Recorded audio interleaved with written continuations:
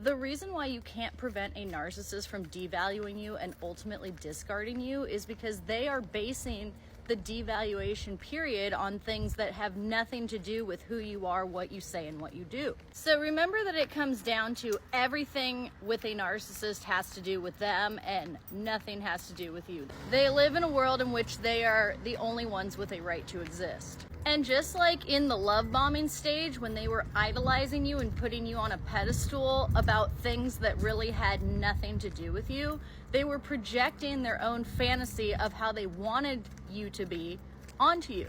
Well, they do the same thing when they devalue you. They start to actively look for souped up charges to discredit your love and ultimately get to a point where they feel justified in ending the relationship and discarding you.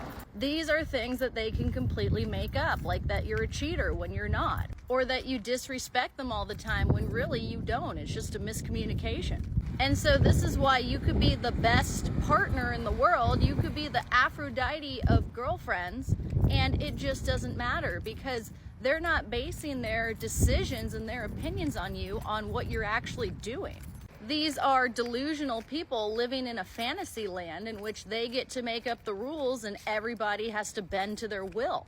That's why if you scream, I love you at a narcissist, or if you scream, I hate you to them, it's the same thing. They'll wake up the next day like nothing even happened. They'll still treat you the same because the relationship has nothing to do with you, and it never has, even though it's your own relationship.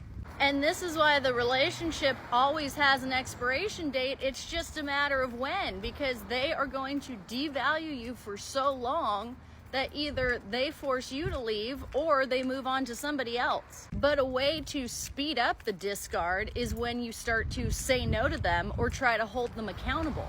Because at that point, you are not giving them the narcissistic supply that they were getting out of you in the beginning of the relationship, and they are way more likely to discard you sooner, to find somebody who puts up with their delusions, with their lies, with their manipulations. Don't wait for a narcissist to discard you.